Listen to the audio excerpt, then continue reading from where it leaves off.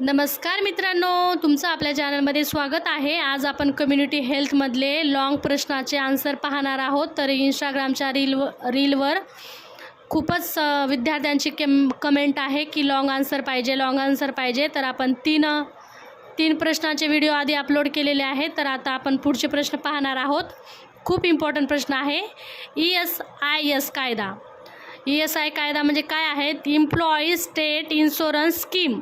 भारतात कामगारांना आरोग्य आणि आर्थिक संरक्षण देण्यासाठी हा कायदा लागू केला आहे। हा कायदा एम्प्लॉई स्टेट इन्शुरन्स कॉर्पोरेशन म्हणजे ESIC चालवते। कोण चालवते ही कायदा? ESIC म्हणजे याचा अर्थ काय? Employee state insurance scheme. तर ही आर्थिक संरक्षण देण्यासाठी हा कायदा लागू केला आहे। तर त्याची व्याख्या पाहूया आपण। कामगारांना वैद्यकीय व आर्थिक संरक्षण देणारी सामाजिक सुरक्षा योजना म्हणजे ESIC।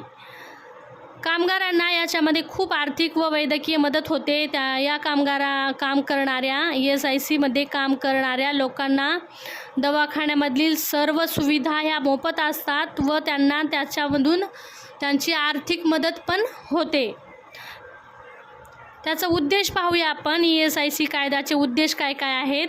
तर कामगारांना उपचार देणे, आजारपणात आर्थिक मदत करणे, प्रसूतीस लाभ देणे, अपघातात मदत करणे, कुटुंबाला संरक्षण देणे। तर कामगार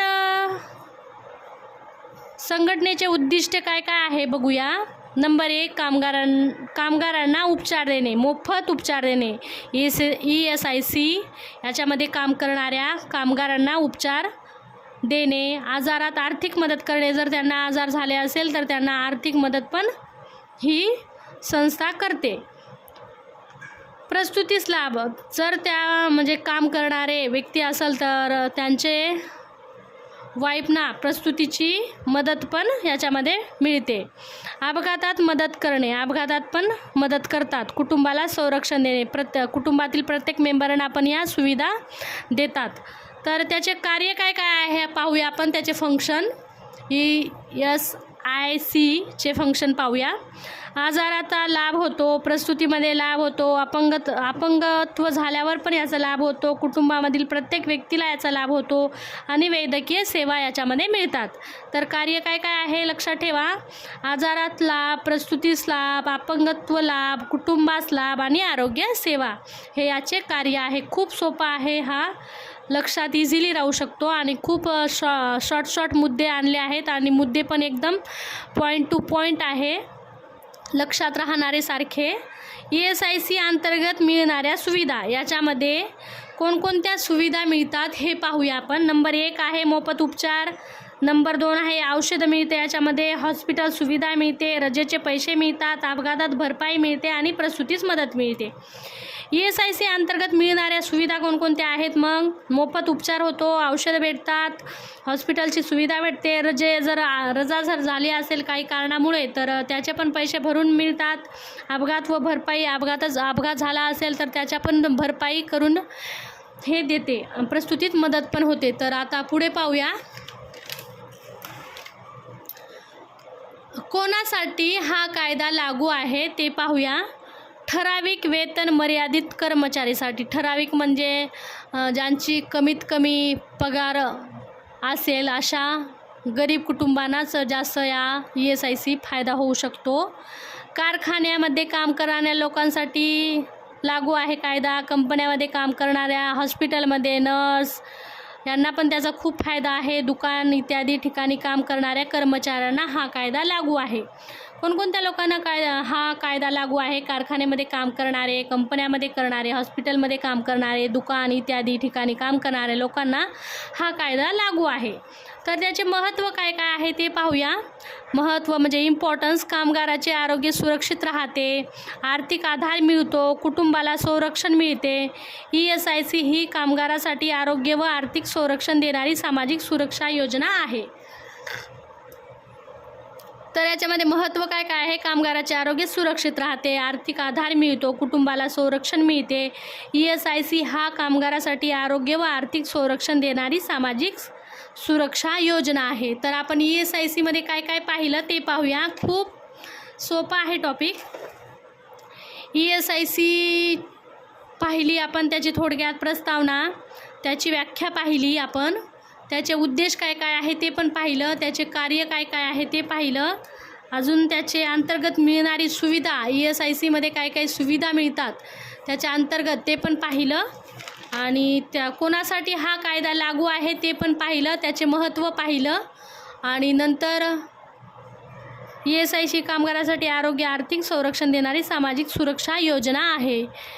अशा प्रकारे हा प्रश्न इथं समाप्त झाला. 5 मार्कासाठी तुम्ही लिहू शकता. पॉईंट टू पॉईंट आहे. याच्यामध्ये पहिले थोडी प्रस्तावना लिहायची, नंतर व्याख्या लिहायचं, नंतर उद्देश लिहायचे, कोणासाठी लागू आहे, आणि याच्यामध्ये अंतर्गत कोणकोणते काम करू शकतात, हे सुविधा आणि त्याचे कार्य असे लिहिल्यावर तुम्हाला 5 मार्क भेटून जाते. आता पुढचा प्रश्न पाहूया आपण. बऱ्याच वेळा हा प्रश्न प्रश्नपत्रिकामध्ये विचारला गेलेला आहे.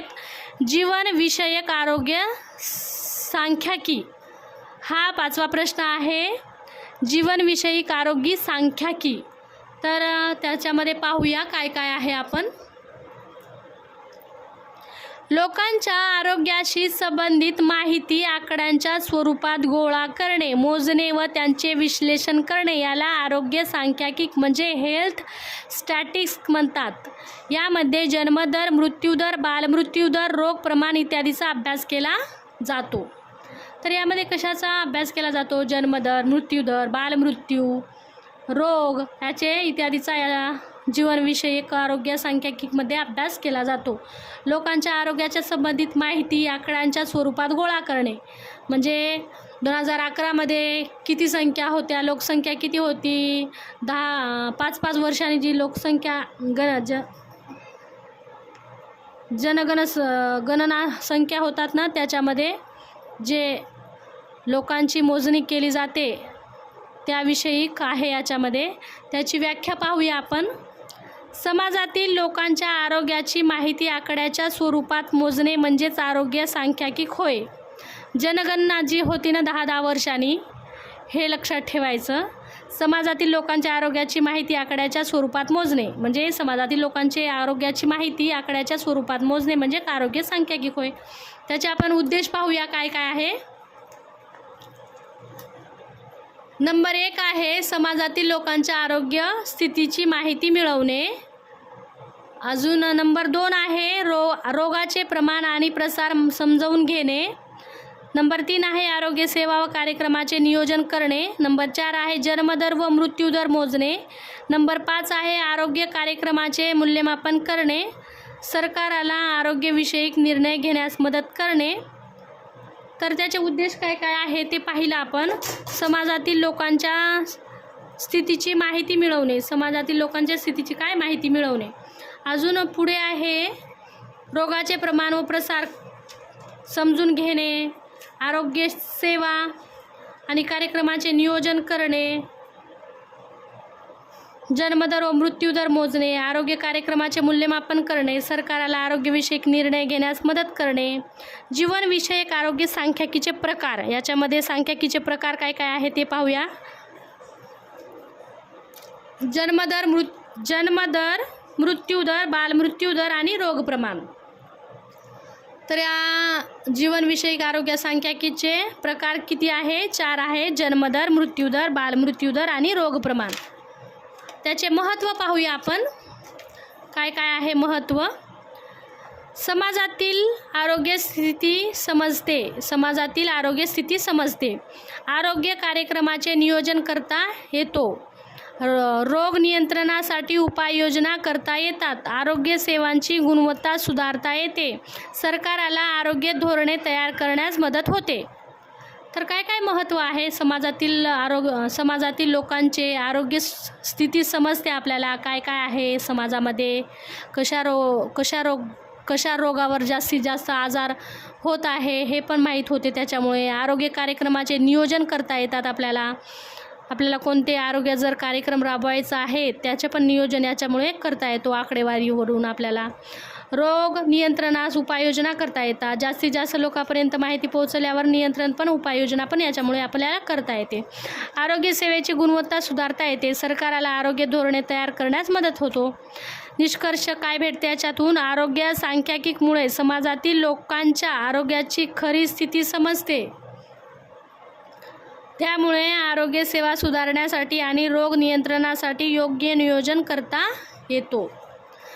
तर निष्कर्ष असा आहे, आरोग्य सांख्यिकी समाजातील लोकांच्या आरोग्याची खरी स्थिती समजते. त्यामुळे आरोग्य सेवा सुधारण्यासाठी रोग नियंत्रणासाठी योग्य नियोजन करता येतं. तर मित्रांनो, व्हिडिओ जर आवडला असेल तर व्हिडिओला लाईक करा, शेअर करा आणि अजून पुढे मी लॉंग प्रश्न घेऊन येणार आहे, त्याच्यासाठी तयार राहा. चॅनलला सबस्क्राईब करून ठेवा. तुमच्यासाठी आज एक मोटिवेशन लाईन घेऊन आले आहेत. तर हार मानू नका. तुमचे ध्येय तुमची वाट पाहत आहे.